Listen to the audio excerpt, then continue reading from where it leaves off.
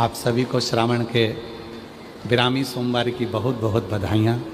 सावन का आखिरी सोमवार हो, शायद यही लास्ट वाला है।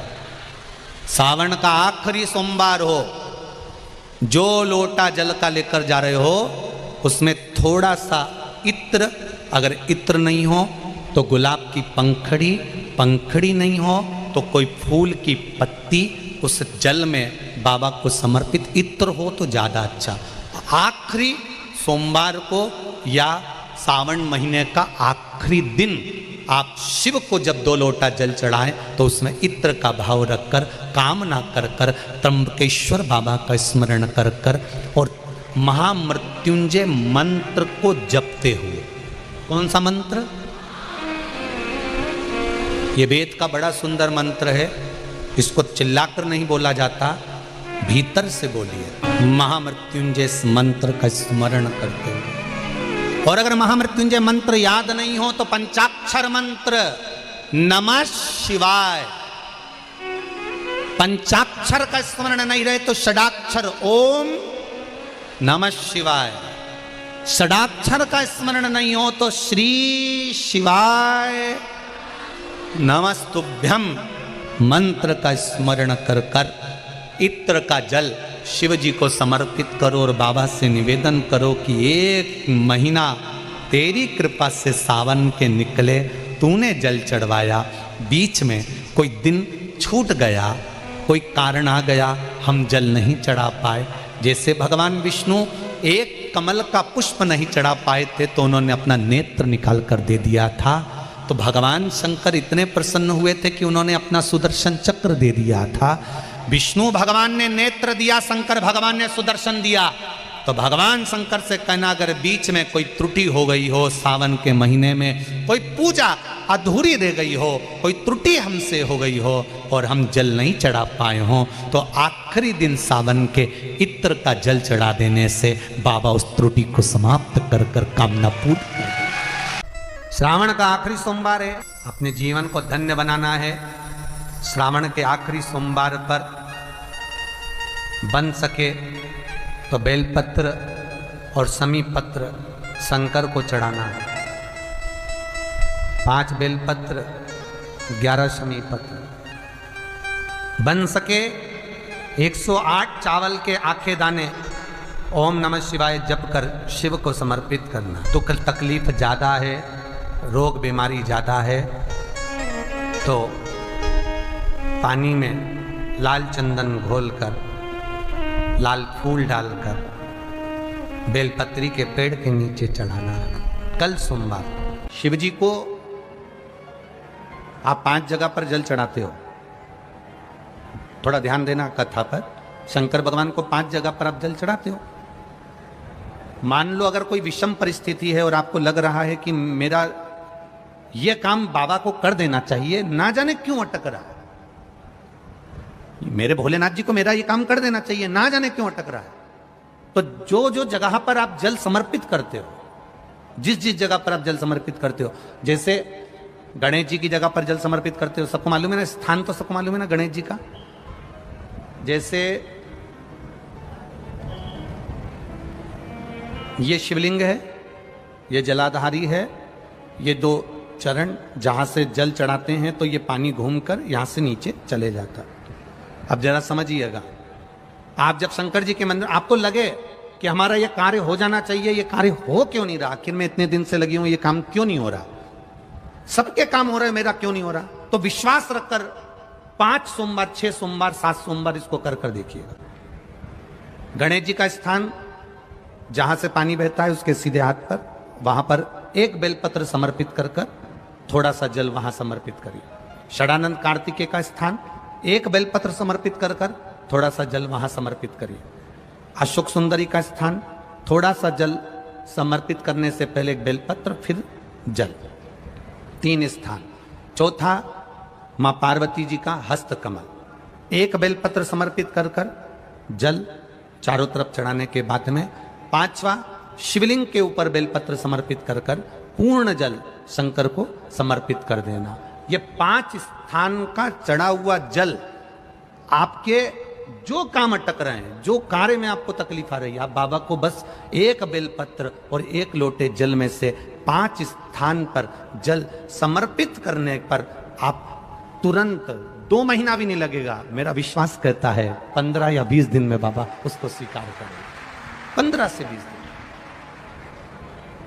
पहला जल कहां चढ़ाना है? जम के बोलो जरा। गणेश जी वाला स्थान। दूसरा कार्तिकेय वाला स्थान। अब इसको समझ लेना आप अच्छे से। हम ये नहीं कह रहे हैं कि तुम गणेश जी की मूर्ति पे चढ़ाओ, हमने ये नहीं बोला। हमने ये भी नहीं बोला कि कार्तिकेय जी की मूर्ति पे जल चढ़ाओ, हमने ये भी नहीं बोला कि माता पार्वती जी की मूर्ति पे जल चढ़ाओ। आप तो जो शिवलिंग रखा हुआ है और जो जलाधारी गोल है उस पे जो शिवलिंग रखा है, जहां से पानी बह रहा है, उसके राइट हैंड में गणेश, लेफ्ट हैंड में कार्तिकेय, बीच में अशोक सुंदरी, पार्वती जी का स्थान, हस्तकमल और ये शिवलिंग। आपको गणेश जी के ऊपर जाकर जल नहीं चढ़ाना, आपको कार्तिकेय के ऊपर जाकर जल नहीं चढ़ाना, आपको देवी जी के ऊपर जल नहीं चढ़ाना, आपको तो केवल शिवलिंग की जलाधारी पर और शिवलिंग पर जल चढ़ा। पहला स्थान बोलते जाओ जम के, केवल जल नहीं, बेलपत्र फिर जल। दूसरा कार्तिकेय, तीसरा अशोक सुंदरी, चौथा अब पार्वती जी को जो तुम जल चढ़ाओगी और बेलपत्र चढ़ाओगी उसमें तुम्हारा स्मरण होना चाहिए। तुम कहां बैठी हो जल चढ़ाने के लिए, तुम्हारा ध्यान कहां है, कहां बैठकर शंकर जी को जल चढ़ाना चाहिए। आपको पहले भी कथा में कहा, जहां से जलाधारी का पानी बह रहा है इसके ठीक विपरीत जगह में आप यहां बैठ जाओ। उत्तर दिशा में पानी जाता है तो आप दक्षिण दिशा में बैठकर उत्तर की ओर मुख कर कर बाबा के, मां पार्वती जी के हस्त कमल पर बेलपत्र रखोगी, जल चढ़ाओगी और वहीं से बाबा को तुरंत आनंद के साथ में बेलपत्र चढ़ाकर जल चढ़ाओगी। भले खड़े होकर या वहां जाकर तुम यहां पर जल चढ़ा दो, परंतु उसके बाद में जब आप जल चढ़ाओगी, जब बाबा पार्वती जी को जब बेलपत्र और जल चढ़ाओगी तो आपका मुख कहां होना चाहिए? जहां से पार्वती, जहां से ये जल बहकर जा रहा हो, यहां बैठोगे तो जल जहां बहकर जा रहा है उधर की साइड तुम्हारा मुख हो जाएगा, उत्तर की साइड तुम्हारा मुख हो जाएगा और बाबा को आप जल समर्पित कर। तो पहला जल बेलपत्र गणेश जी, दूसरा कार्तिकेय जी, तीसरा अशोक सुंदरी, चौथा माता पार्वती जी का हस्त कमल और 5वें नंबर का जल भगवान शिव के ऊपर, अर्थात भगवान देव अधिदेव महादेव से प्रार्थना करते हुए कि तेरा ही दिया मैंने खाया पिया रे, तेरा शुक्रिया रे, तेरा शुक्रिया। बाबा से प्रार्थना करते हुए, बाबा से अपने दिल की बात कहते हुए, बाबा से अपने मन की बात कहते हुए, अपने हृदय की बात भगवान देवाधिदेव महादेव से कहते हुए, ये 5 स्थान पर चढ़ाया गया जल आपकी मनवांचित फल की प्राप्ति करा देता है, आपको सुख का अनुभव करा देता है। 5 जगह पर चढ़ाया गया, कम से कम 5 या 7 सोमवार अवश्य चढ़ाओ। तुमरुक का जो नाम है ये बड़ा काम का नाम है। एक बीमारी होती है जिसको कहते हैं सोराइसिस। एक बीमारी होती है जिसके अंतर्गत शरीर में खुजली होती रहती है, फुकड़ियां निकलती रहती है, सोराइसिस जैसी बीमारी होती है। एक किसी किसी के शरीर में बीमारी हो जाती है, चमड़ी सफेद पड़ने लगती है, चमड़ी का रंग सफेद हो जाता है। एक किसी किसी के शरीर में बीमारी होती है कि पूरे शरीर में चट्टे पड़ने लगते हैं। हम निवेदन करेंगे 21 सोमवार